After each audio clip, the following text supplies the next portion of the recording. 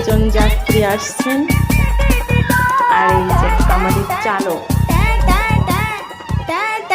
কত আরামে বাইকের উপর উঠে বসে আছে। আমি শুধু জাস্ট দেখছি। এই তুই বসে থাকবি? এই হারামজাদি, এই হারামজাদি, শোনেছ? দেখো অবস্থা কি।